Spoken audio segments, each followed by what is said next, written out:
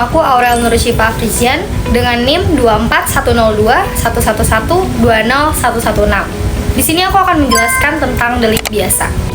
Delik biasa adalah jenis tindak pidana yang dapat diproses dan dituntut tanpa memerlukan adanya pengaduan dari pihak yang dirugikan.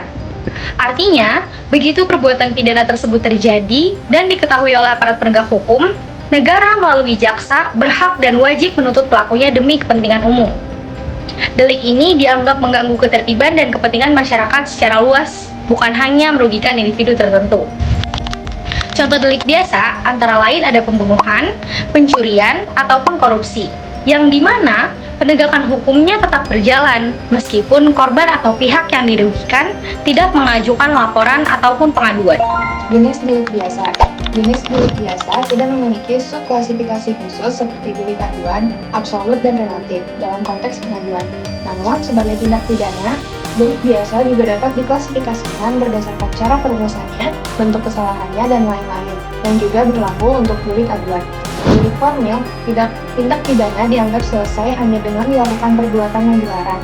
Fokus pada perbuatan, misalnya pencurian, pasal 362 KUHP. Delik material, tindak pidana dianggap selesai jika akibat yang dilarang telah terjadi, misalnya pembunuhan, pasal 338 KUHP. Delik dolus, kesengajaan, tindak pidana yang dilakukan dengan unsur kesengajaan, misalnya perampokan, pembunuhan. Delik culpa, kealpaan atau kelalaian. Tindak pidana yang terjadi karena kealpaan, misalnya pembunuhan karena kelalaian, pasal 369 KUHP. Contoh-contoh delik biasa: pembunuhan, pasal 338 KUHP, pencurian, pasal 362 KUHP, perampokan, korupsi, penganiayaan berat, perdagangan narkoba. Pihak yang berhak mengajukan, melaporkan, ataupun memproses. Karena sifatnya sebagai delik biasa, pihak yang berhak mengajukan, memproses tindak pidana ini tidak terbatas pada korban. Yang pertama, ada aparat penegak hukum, wajib untuk memulai penyelidikan dan penyidikan pro justisia setelah mengetahui adanya dugaan tindak pidana, baik melalui laporan masyarakat, tertangkap tangan, atau informasi lainnya. Aparat yang dimaksud meliputi kepolisian sebagai penyidik dan kejaksaan sebagai penuntut umum. Yang kedua, ada masyarakat ataupun korban. Setiap orang termasuk korban berhak melaporkan ataupun memberi informasi kepada kepolisian, namun proses hukum tetap berjalan meskipun tanpa laporan formal dari korban, berbeda dengan delik aduan. Halo, perkenalkan nama saya Elisa Gracia Kristanto dengan NIM 2410211120115. Baik, di sini saya akan menjelaskan tentang laporan dapat diajukan oleh siapa saja yang mengetahui terjadinya tindak pidana, bukan hanya korban. Delik biasa atau delik yang bukan delik aduan adalah delik yang dapat diproses langsung oleh penyidik tanpa adanya persetujuan dari korban atau pihak yang dirugikan.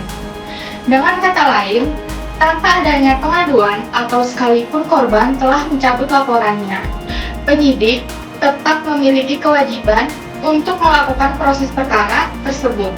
Contoh dari delik biasa antara lain delik pembunuhan, pencurian, penggelapan, penipuan, dan lain sebagainya. Halo, perkenalkan nama saya Linda Sasendra dengan NIM 24121111009. Baik, saya akan menjelaskan tentang jangka waktu daluarsa penyidikan delik biasa. Jangka waktu berlakunya delik biasa berkaitan dengan teks daluarsa atau kadaluarsa. Ketentuan dalam hukum pidana yaitu batas waktu di mana suatu pidana masih dapat diproses atau dituntut secara hukum. 18 tahun pidana mati atau penjara seumur hidup, 12 tahun pidana penjara lebih dari 3 tahun, 6 tahun pidana penjara maksimal 3 tahun, 2 tahun pidana denda atau kurungan, 1 tahun pelanggaran atau kejahatan lewat media cetak.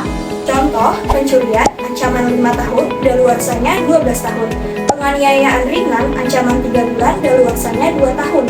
Jika penuntutan tidak dilakukan dalam masa tersebut, hak menuntut hilang. Terima kasih.